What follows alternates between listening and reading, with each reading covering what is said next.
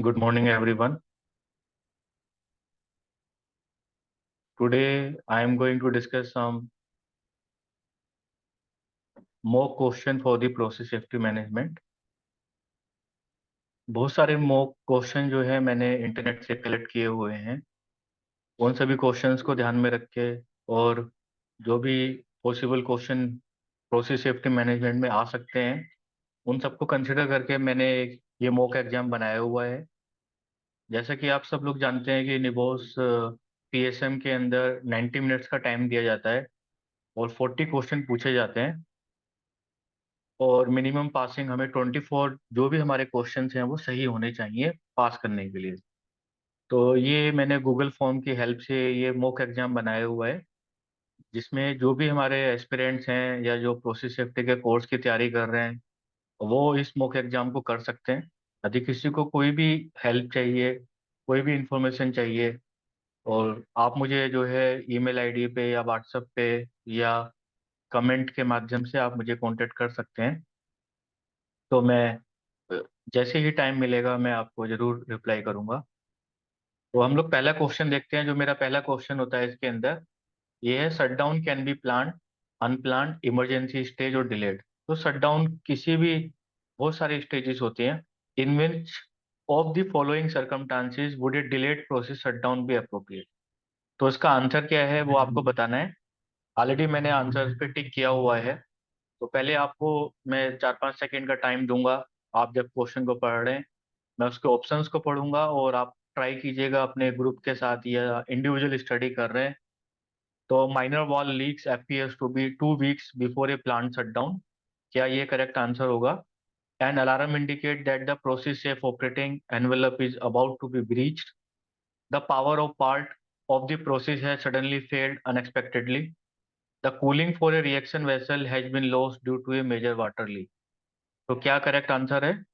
इसका जो correct answer है, minor wall leak appear 2 week before a plant shut down. Yes, इसका जो एक्सप्लेनेशन है हम ये दे सकते हैं कि कोई भी हमारा माइनर वॉल लीक हुआ है और मेरा जो प्लांट शट डाउन था वो 2 वीक्स बाद में था, तो मैंने उसको क्या है, अभी पूरे प्लांट को इमीडिएटली शट डाउन ना करके उसको हम लोग डिले कर सकते हैं और बाद में जो हमारा प्रोसेस शट डाउन था हमारा, उसको हम लोग उसी टाइम पे करेंगे। इसके बाद जो दूसरा क्वेश्चन है, example of organisational learning within the process safety management is documented. तो क्या एग्जाम्पल है? Systematic critical examination of a SMS, management process ensuring retention of process safety corporate knowledge, record of worker skill knowledge and behavior development, statistical information for a specific accident type within oil and gas industry। तो इसका जो correct answer है, management process ensuring retention of process safety corporate knowledge। so that is the correct answer। now maintenance of bunds primary contribute to। तो बंड्स हम लोग बनाते हैं कि कोई भी हमारा टैंक है, अभी कभी भी ओवरफिल हो सकता है, तो हम उसके चारों तरफ जो हम पैरामीटर बनाते हैं वो बंड्स हमारा कहलाया जाता है। तो मेंटेनेंस ऑफ बंड्स किस तरफ कंट्रीब्यूट करता है हमारा? चेंज मैनेजमेंट को करता है, इन्वेंट्री मैनेजमेंट को करता है, ऑपरेशनल एक्सीलेंसी को करता है, या इमरजेंसी प्रिपेयर्डनेस को करता है? तो ये तो क्लियर है कि इसका जो ऑप्शन ऑप्शन है इन्वेंट्री मैनेजमेंट नहीं है या चेंज मैनेजमेंट नहीं है। यहाँ पे आपको डाउट आ सकता है कि ऑपरेशनल एक्सीलेंस होगा या इमरजेंसी प्रिपेयर्डनेस। तो बंड जो होता है हमारा वो इमरजेंसी प्रिपेयर्डनेस के लिए होता है। That is the correct answer. यहाँ पे क्वेश्चन नंबर 4 देखते हैं। A large chemical mix tank was fitted with A refrigeration system. एक केमिकल मिक्स टैंक था, वो फिट किया गया रेफ्रिजरेशन सिस्टम में, वहां पे उसको फिट किया गया, design to cool the reaction mixture during a process. However, the refrigeration system was not operational। जो भी रेफ्रिजरेशन सिस्टम था वो ऑपरेशनल नहीं था, क्योंकि वहां से उन्होंने refrigerant had been removed. Refrigerant जो था, जो भी जैसे मान लीजिए फेरोन रेफ्रिजरेंट है या कोई और अमोनिया रेफ्रिजरेंट है, वो उन्होंने वहां से रिमूव कर लिया and used in another part of chemical plant, या और दूसरे केमिकल प्लांट में उन्होंने उसको यूज कर लिया। This mix tank was not use very open. जो भी मिक्सिंग टैंक था उसको बहुत ज्यादा वो यूज नहीं करते थे, but was now required to produce a new batch of product for a customer। तो ऑन दिस ओकेजन एक नया कस्टमर का ऑर्डर आया कि उन्हें नया बैच ऑफ प्रोडक्ट बनाना है। The reaction become a thermal runaway. तो हमारा जो रिएक्शन कैसा हो गया, थर्मल रनअवे हो गया, मतलब उसके अंदर जो टेम्परेचर की वजह से हम लोग रिएक्शन को कंट्रोल नहीं कर पाए, क्योंकि जो मेरा रेफ्रिजरेशन सिस्टम था वो मेरा वहां से हमने उसको काम नहीं कर रहा था, रेफ्रिजरेंट को हटा लिया था। An operator did not know how to stop it, operator को कैसे मालूम नहीं था कि कैसे रोकना है। And before the tank explode, और टैंक एक्सप्लोड हो गया। Removal of the refrigerant unit from process plant operation was mainly a failure to recognise the. तो क्या हो सकता है, ऑपरेटिंग प्रोसीजर, या इम्प्लीकेशन ऑफ चेंज, या लैक ऑफ कॉम्पिटेंसी, या नीड फॉर रिसोर्सेज। तो जैसे बहुत इजी एक ऑप्शन है, जैसे लैक ऑफ कॉम्पिटेंसी है, तो वो तो इसका ऑप्शन नहीं होगा, क्योंकि वर्कर का कोई गलती नहीं है। वर्कर को पता ही नहीं है कि वहाँ पे जो रेफ्रिजरेंट सिस्टम है वो काम ही नहीं कर रहा है। या ऑपरेटिंग प्रोसीजर्स में क्या उन्होंने वहाँ पे चेंजेस किया था नहीं किया था, कुछ यहाँ पे क्वेश्चन में क्लियर नहीं है कि उन्होंने रिवाइज एसओपी करके बनाया था या नहीं बनाया था। तो इसका जो मेन आंसर क्या है, मैनेजमेंट ऑफ चेंज। जो एमओसी का जो इम्प्लीकेशन ऑफ चेंज है वो डिस्कस नहीं किया गया, वो इसका करेक्ट आंसर है। तो विच of the following is the best indicator of the state of the process safety on A plant. तो हमारे दो टाइप के इंडिकेटर होते हैं, एक होता है लीडिंग इंडिकेटर्स होता है, और दूसरा मेरा लैगिंग इंडिकेटर्स होता है।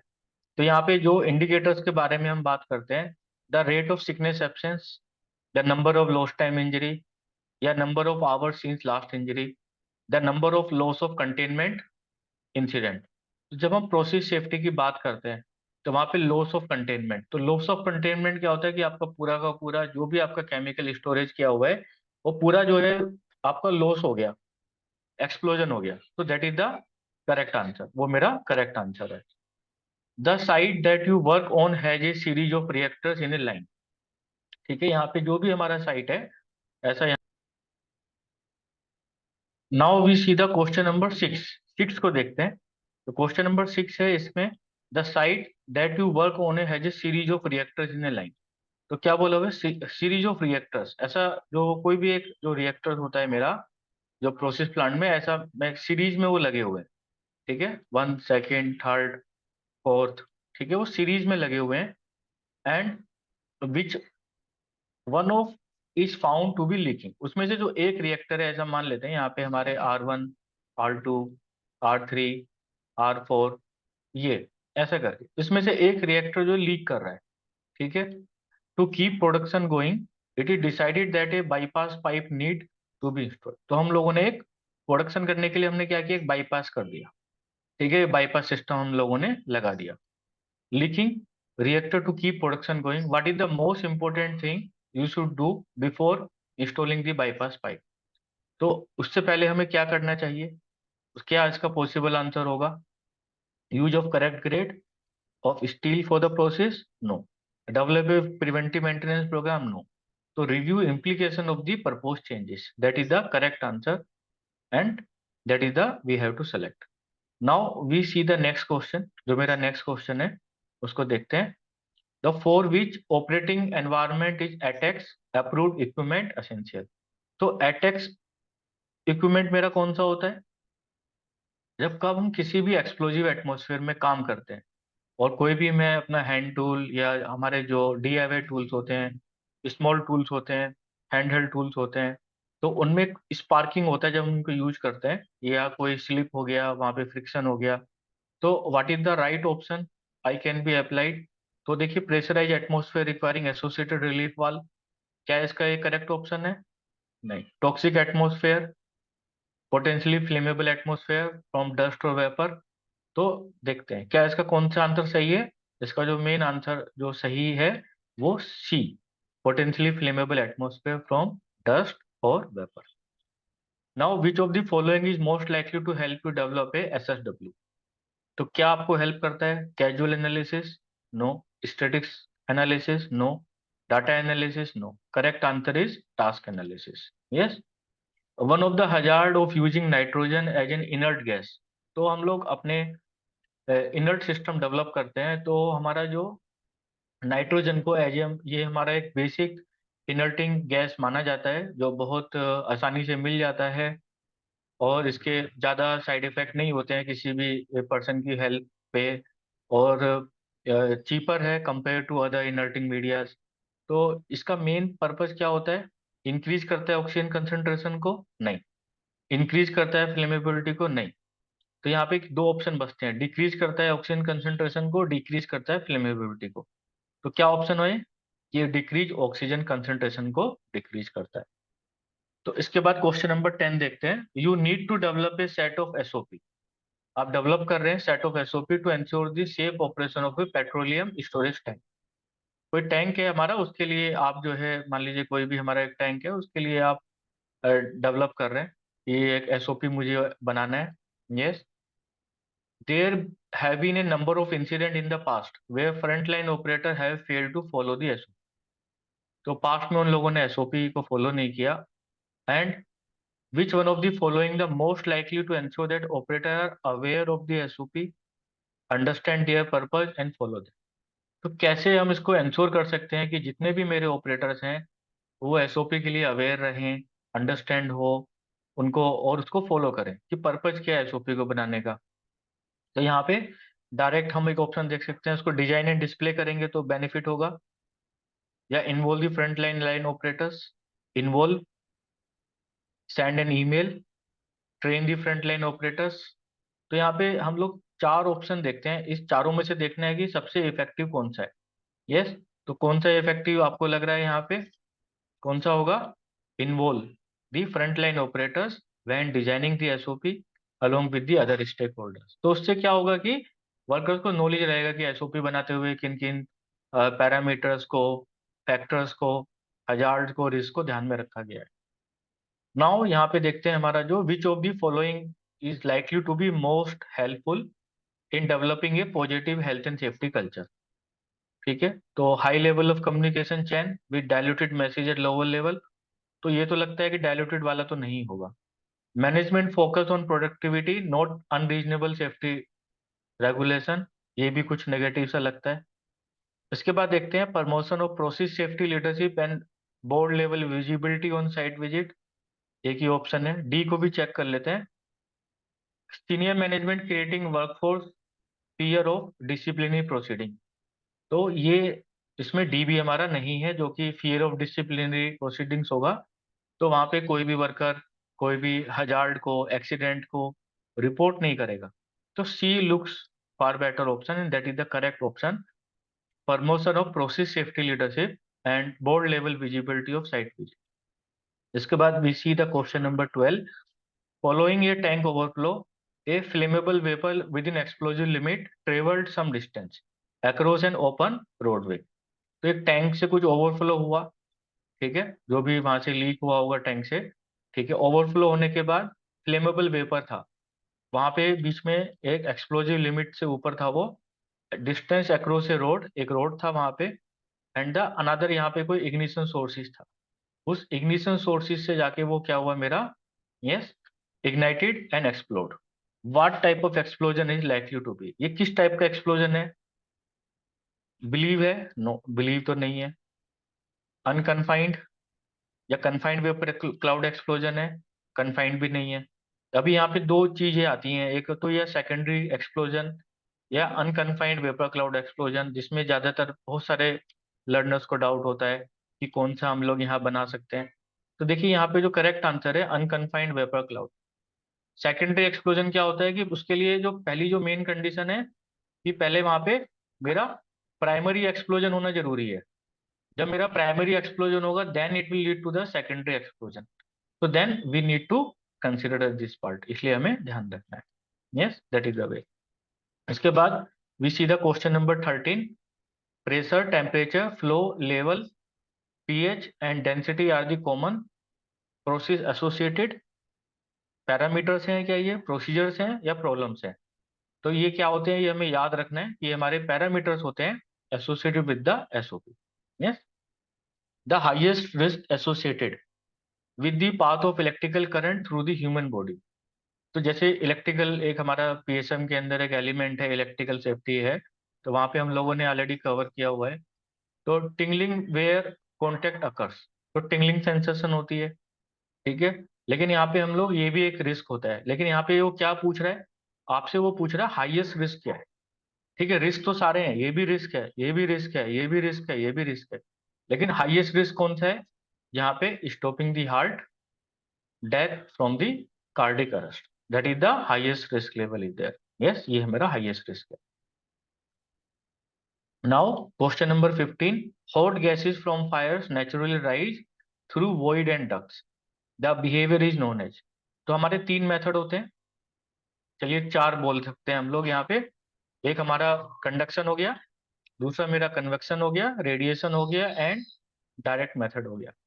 तो हॉट गैसेस, तो ये fire naturally rise from void and ducts. मान लीजिए कोई आपका एरिया है, उस एरिया के अंदर कुछ भी सोर्स रखा हुआ है और the it is going into the, तो कौन सा इसका आंसर होगा मेरा?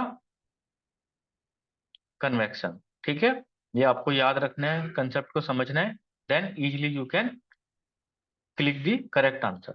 Yes, you are conducting a hazardous area classification for a petroleum fuel storage site. एक पेट्रोलियम फ्यूल स्टोरेज साइट है, यस, कहीं भी कुछ पेट्रोल के लिए उन्होंने स्टोर किया होगा, ऐसा मान लेते हैं। उसमें कुछ इनलेट पाइप होगा, आउटलेट पाइप होगा, ऐसा हो सकता है। Yes, and you are concern with the area around the fuel pump, और वहाँ पे कोई फ्यूल पंप भी सिस्टम लगा हुआ है, ऐसा मान लेते हैं। वहाँ पे अंडरग्राउंड ऐसा ऐसा कुछ फ्यूल पंप सिस्टम लगा हुआ है, ठीक है, उससे कनेक्टेड है, इससे ये। Yes, and pipeline connected to the each storage tank, ये मेरा स्टोरेज टैंक हो गया, और ये मेरा फ्यूल पंप सिस्टम हो गया। Yes, assuming all the components are in good condition, तो यहाँ पे गुड कंडीशन बोला हुआ है, तो what zone is area around the fuel pump likely to be under normal operation. तो इस क्वेश्चन में बहुत डाउट आता है कि जोन 1 में आएगा या 2 में आएगा। देखिए, जब इन्होंने यहाँ पे ये कंडीशन दिया हुआ है, गुड कंडीशन दिया हुआ है, तो नॉर्मल ऑपरेशन है। यदि हम इस चीज को कंसिडर करते हैं, जो कि हम लोग बताते हैं, जब सब चीजें हमारी गुड कंडीशन में है, तो कुछ भी वहां पे हमारा वेपर क्रिएट ही नहीं हो रहा है, जो फ्लेमेबल वेपर है वो क्रिएट ही नहीं हो रहा है। तो एक्चुअली यहाँ पे क्या बोल रहा है कि नॉट लाइकली टू अकर, ये मेरा क्या है? नॉट लाइकली टू अकर वाला कंडीशन है। तो इसका जो मेरा करेक्ट आंसर होगा, वो मेरा करेक्ट आंसर होगा जोन 2। ठीक है, zone 2 is the correct answer. Inspecting a workplace where contract worker are carrying out work is, जब कोई भी हम लोग वर्क प्लेस पे कोई कॉन्ट्रैक्टर वर्कर काम कर रहा है, तो हम उसको क्या बोलते हैं वहां पे? ये याद रखना है आपको, परफॉर्मेंस मॉनिटरिंग। ठीक है, कुछ लर्नर्स जैसे आईजीसी करके आते हैं तो वो एक्टिव मॉनिटरिंग बोलते हैं, नहीं, एक्टिव मॉनिटरिंग नहीं है यहाँ पे, वो परफॉर्मेंस मॉनिटरिंग का करेक्ट ऑप्शन है। Steam that does not wet the surface is touch is usually cold, तो यहाँ पे जो हमारा स्टीम है, स्टीम के दो तीन टाइप के स्टीम होते हैं, वेट स्टीम होता है जिसको, और इसके बाद सैचुरेटेड स्टीम होता है, सुपर हीटेड स्टीम होता है। तो सुपर हीटेड स्टीम में क्या होता है कि उसके अंदर कोई भी वाटर मोलिक्यूल नहीं होता है, वाटर का जितना भी कंटेंट होता है वो सारा जो है ड्राई हो जाता है। तो उस स्टीम को हम लोग यहाँ पे बोलते हैं सुपर हीटेड स्टीम बोला जाता है। और दूसरा टाइप का जो स्टीम होता है जो वेट करता है सरफेस को, when it touches that surface, उसको क्या बोला जाता है? सैचुरेटेड स्टीम बोला जाता है। यस, इसके बाद 20 नंबर क्वेश्चन देखते हैं। An exothermic reaction is one that, हमारा जो एक्जोथर्मिक रिएक्शन है, तो एक्जोथर्मिक रिएक्शन याद रखना है कि जिसमें हमारा रिलीज होता है एनर्जी, ठीक है, और एनर्जी जब रिलीज होता है तो उसके अंदर हमारा जो टेम्परेचर होता है वो इंक्रीज होता है। तो यहाँ पे पहला ही ऑप्शन हम लोगों को दिखाई दे रहा है, release energy with a corresponding temperature increase. ठीक है, तो that is the correct answer. इसके बाद क्वेश्चन नंबर 21 देखते हैं। Which of the following would be the highest priority to discuss during the shift handover. तो शिफ्ट हैंडओवर में हमारा क्या प्रायोरिटी होना चाहिए?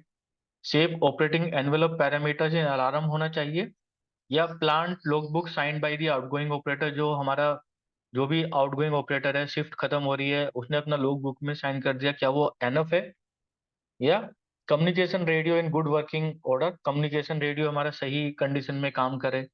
यहाँ पे ये नहीं बताया गया ऑप्शन में कि वो बात कर रहे हैं आपस में या नहीं कर रहे हैं, केवल लिखा हुआ है communication radio in good working order and emergency shutdown system और बाईपास। तो यहाँ पे ये हमें देखना है कि जो भी हम लोगों को emergency shutdown system and bypass क्या है, यदि ऐसा कोई भी इवेंट वहां पे हुआ है, तो वो शिफ्ट हैंडओवर के टाइम में हमें जरूर डिस्कस करना चाहिए, और उसको हमारे पास जो लॉग बुक है उसमें उसको मेंशन करना चाहिए, ताकि और कम्युनिकेट भी किया जाए। दोनों जो मेथड हैं, रिटन और और कम्युनिकेशन दोनों अप्लाई करने चाहिए। इसके बाद 22 नंबर देखते हैं। A tank containing liquefied petroleum gas became engulf in the fire. ठीक है, टैंक एक वहां पे था, उस टैंक के अंदर एक टैंक था। ठीक है, कैसा भी टैंक ले लेते हैं, वहां पे क्या फायर लग गया। एनगल्फ, फायर की फ्लेम्स जो थी ने फ्रॉम ए नियर बाई, कहीं पे नियर बाई कोई वेयर हाउस था, वहां से स्प्रेड हुआ fire. After a short time the tank exploded, और कुछ समय बाद जो है टैंक मेरा एक्सप्लोड हो गया। Damage over a large area, और काफी बड़े एरिया में उसके जो पीसीस थे वो मेरे फैल गए। What is the most likely type of event that cause this damage? किस टाइप का यहाँ पे हमारा जो है डैमेज हुआ है? तो यहाँ पे देखिए एक्सप्लोजन हुआ है तो पूल फायर नहीं आएगा। कन्फाइंड वेपर एक्सप्लोजन, नहीं ये नहीं आएगा। तो क्या आएगा? मेरा जो करेक्ट आंसर है boiling liquid expanding vapour explosion, ये मेरा इसका करेक्ट आंसर है। Now rapid temperature changes can cause cracking of material. This type of failure mode is known as rapid temperature. तो रैपिड टेम्परेचर क्या होता है कि आपका बहुत तेजी से टेम्परेचर हुआ, तो स्ट्रेस तो नहीं होता। स्ट्रेस अलग होता है कि वो कहीं पे जैसे आपका सरफेस है तो यहाँ से क्रैक हो गया, कोई भी आपका पार्ट है। ब्रिटल फ्रैक्चर क्या होता है कि एक मटेरियल है, उसको आपने कहीं पे लोड लगाया, वो पूरा ब्रेक हो गया वहां से। थर्मल सोक्स, तो थर्मल सोक्स क्या होता है कि यहाँ पे जब हम हीट करते हैं किसी भी मटेरियल को, तो उसकी वजह से क्या होता है, उसको वो हमारा हीट डिस्ट्रीब्यूशन होता है वो इवनली नहीं हो पाता है, और उसकी वजह से वहां पे थर्मल शॉक्स क्रिएट हो जाते हैं। And then it lead to the failure of the material, so that is the thermal shock. Safety critical performance standard for safety critical element can be best derive from. कहाँ से हम लोग उनको, जब standard होते हैं हमारे एलिमेंट्स के लिए, कब हम उनको यूज करेंगे? ठीक है, प्रोसेस ऑपरेशन पैरामीटर्स से, information from reporting, analysis of design through PHA, condition monitoring with in the plant maintenance. तो यहाँ पे क्या है मेरा, ये याद रखना है कि जब हम एनालिसिस करते हैं डिजाइन थ्रू पीएचए, वहां से ये सारे इंडिकेटर्स को हम लोग आसानी से आइडेंटिफाई कर सकते हैं परफॉर्मेंस स्टैंडर्ड के। 25 फिफ्थ क्वेश्चन देखते हैं। Which of the following risk management tool identified deviation from the normal activity and applies guide word to process variable. तो हमारा जो रिस्क मैनेजमेंट टूल होते हैं, deviation from the normal activities and apply the guide words. तो यहाँ पे इस question में छोटा सा एक हिंट जैसे दिया हुआ है कि गाइड वर्ड दिया हुआ है। तो गाइड वर्ड्स मेरा किस में होता है? तो हमें याद रखना है एफएमई में नहीं होता है, हाजिड में नहीं होता है, हजूप में होता है। ईटीए में अलग मेथड होता है, तो ये HAZOP is the correct answer. Now we see the question number 26। You are working on a site that handle the combustible dust. We have already taken the precaution to reduce the changes of a primary dust explosion. तो यहाँ पे primary dust explosion जो हमने discuss किया था उसके बारे में बताया गया है। However, you are worried about the risk of a secondary dust explosion. Which is the best way to reduce the risk? तो आपका सेकेंडरी डस्ट एक्सप्लोजन नहीं होना चाहिए। तो सेकेंडरी डस्ट एक्सप्लोजन मेरा कहाँ पे हो सकता है? जैसे हम लोगों ने डिस्कस किया था, दोबारा से भी उसका वो बता रहे हैं। तो गुड हाउसकीपिंग करेंगे, जब हम गुड हाउसकीपिंग रखेंगे तो मेरा सेकेंडरी डस्ट एक्सप्लोजन नहीं होगा। ठीक है, ये बुक में भी हम लोगों ने पढ़ा था और यहाँ भी। Process safety differ from the personal safety because it protect the, public को बचाता है केवल, एंड प्रोसेस इंडस्ट्री को, या पब्लिक एंड ऑल इंडस्ट्रीज को, workers only and all industries को? नहीं, जो इसका करेक्ट ऑप्शन है workers, public and process industry. Question number 28 देखते हैं।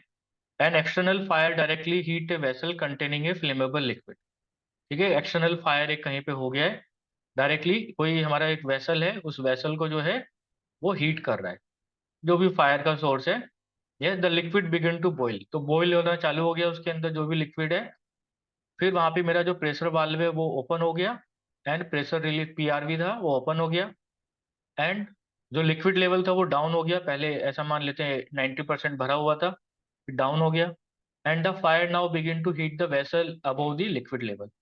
द वेसल मेटल थिन, तो मेटल का जो है यहाँ पे इनकी जो स्ट्रेंथ है, क्योंकि ये ज्यादा हीट यहाँ पे अभी ले रहा है क्योंकि लिक्विड कम हो गया, तो क्या होगा? और वीकन एंड रप्चर, रप्चर हो गया यहाँ पे, वो बाद में रप्चरिंग हो गया।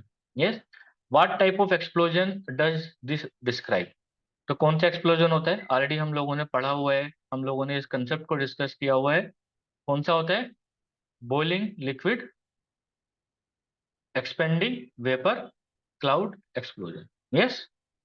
Now, asset management include the consideration of integrity standard such as maintainability and ease of inspection is at the design stage. तो जो भी एसेट मैनेजमेंट को हम लोग कैसे इंटीग्रिटी स्टैंडर्ड को हम लोग डिजाइन स्टेज पे ही जाके चेक कर लेंगे, ताकि बाद में हम कभी भी कुछ भी अपना काम कर रहे हैं तो हमें ये सब चीजें बार बार हमें एक बार ही पूरे डाटा को हम लोग एनालाइज करके डिजाइन लेवल पे ही सारे परफॉर्मेंस स्टैंडर्ड को डेवलप कर लेते हैं। तो design stage is the correct answer. Root cause of insufficient process safety resources, such as engineering support, is inadequate process safety। ठीक है, तो जैसे यहाँ पे बोला गया है, तो यदि वहाँ पे कोई भी मेरा सेफ्टी रिसोर्सेज हमने प्रोवाइड नहीं करवाया, तो रिसोर्सेज होता है जैसे man, machine, material, money, method, ये सब क्या है, रिसोर्सेज होते हैं। तो उसका रूट कोज क्या है कि इनसफिशिएंट।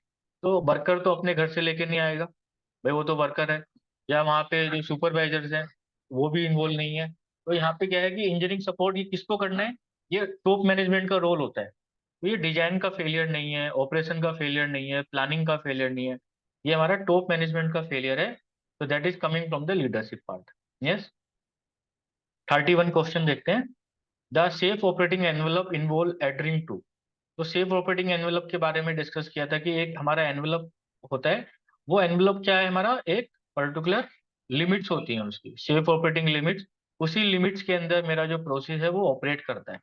ठीक है, और भी इसके पैरामीटर्स होते हैं, जैसे मान लीजिए यहाँ पे ये ग्रीन कलर से या येलो कलर से या रेड कलर से, जैसे ड्यूरिंग द क्लास मैंने बताया था वहां पे कि ऐसे ये लिमिट्स होती हैं। जब वो लिमिट हमारी जब क्रॉस हो जाती हैं तो वो हमारा सेफेस्ट लिमिट जो भी थी उसके ऊपर चला गया और फिर हमारा डेंजर लिमिट में आ गया। तो ये हमारा जो प्रोसेस है ये वेरी करता है हमारा, ड्यू टू एनी रीजन। वो वेरी कर सकता है, कोई भी हमारे सिस्टम के अंदर फेलियर हो गया है, it may be due to any reason, वो अभी हम लोग यहाँ पे डिस्कस नहीं कर रहे हैं। तो सेफ ऑपरेटिंग एनवेलप मेरा किस लिमिट में रहेगा, जो मेरी upper operating limits and the lower operating limits. तो जो मेरी अपर लिमिट है, ठीक है, ये मेरा अपर वाला मान लेते हैं और ये लोअर मान लेते हैं। तो अपर ऑपरेटिंग लिमिट्स है, इसमें ये मेरा कंसिडर किया जाएगा and that is the right answer. As a manager of a manufacturing site, you have concern that operation are often suffer from fatigue when they are at work। ठीक है, that operators होगा ये, यहाँ पे मैं इसको सही कर देता हूँ, that operators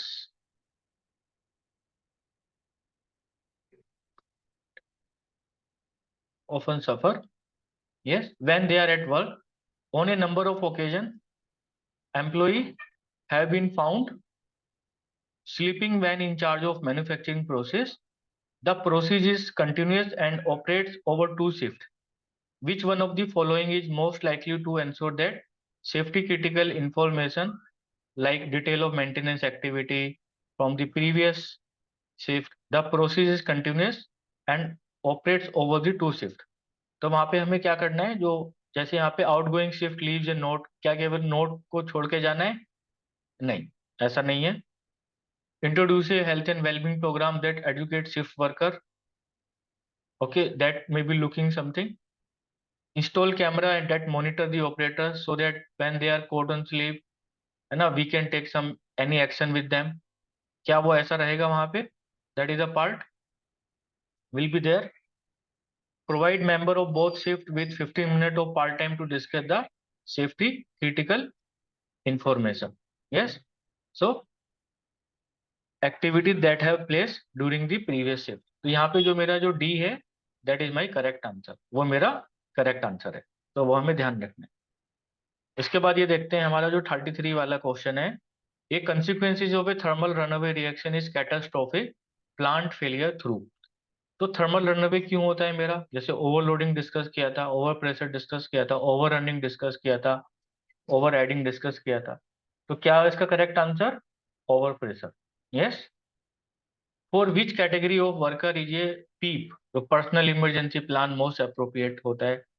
तो plant workers, site workers, contract worker या वल्नरेबल वर्कर। तो पर्सनल इमरजेंसी इवोक्यूशन प्लान जो हम लोग पढ़ते हैं उसमें जो वल्नरेबल वर्कर्स के लिए ये हमारा बहुत ही मोस्ट इफेक्टिव इमरजेंसी प्लान होता है। तो वल्नरेबल वर्कर्स, वल्नरेबल वर्कर्स क्या होते हैं, जैसे आपके यंग वर्कर्स, लोन वर्कर्स, या आपके डिसेबल्ड वर्कर्स, ये हमारे वर्नेबल वर्कर्स कैटेगरी में आते हैं। PTW usually required in preparation for an activity with, तो पीटीडब्ल्यू क्यों हमें चाहिए वहां पे? नो रिस्क एक्टिविटी में पीटीडब्ल्यू लगाएंगे? नहीं। लो रिस्क में लगाएंगे? नहीं। किसमें लगाते हैं हम लोग? हाई रिस्क एक्टिविटी में पीटीडब्ल्यू को लगाया जाता है। Which of the following is an example of condition needed for a dust explosion to occur? ठीक है, डस्ट एक्सप्लोजन के जो हम लोगों ने डस्ट पेंटागन के बारे में स्टडी किया था, वो डस्ट पेंटागन होता है। तो डस्ट पेंटागन सभी उसको बार बार आप रिवाइज कीजिए, then it will be part of that, learning that part. ठीक है, तो जो उसके एलिमेंट थे वो हम लोगों ने डिस्कस किए थे। तो very high humidity, dust is confined in a hopper और silo, dust particle size is very large below the explosion limit, तो डी भी नहीं है। पार्टिकल साइज हमारा जितना स्मॉलर होगा, ह्यूमिडिटी हमारा लिमिट से कम होना चाहिए। तो dust is confined in a hopper और साइलो, तो कन्फाइंड होना जरूरी है। क्लियर है सभी को? वो याद मेमोराइज करेंगे कई बार। Yes. Heater high temperature interlock can be made more reliable through, तो कोई भी हमारा हीटर का हाई टेम्परेचर इंटरलॉक है, कैसे हम उसको मोर रिलायबल बना सकते हैं? तो उसको बनाने के लिए हम लोग क्या करते हैं यहाँ पे? टेस्टिंग एंड रेगुलर मेंटेनेंस वहां पे करते हैं।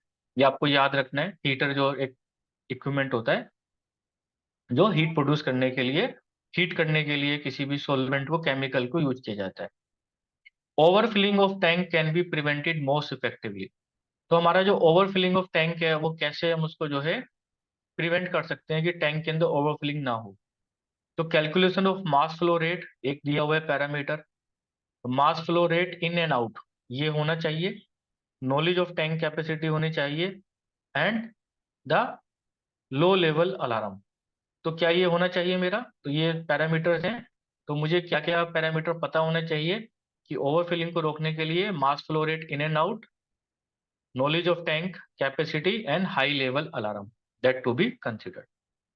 39 क्वेश्चन देखते हैं। Which of the appropriate type of fire extinguisher to use on metal fires? Simple सा आंसर है, सबको पता है इसका correct answer, dry chemical powder. Now we see the last question. What is normally included in the periodic review, sorry, of the safety performance of contractors working on site?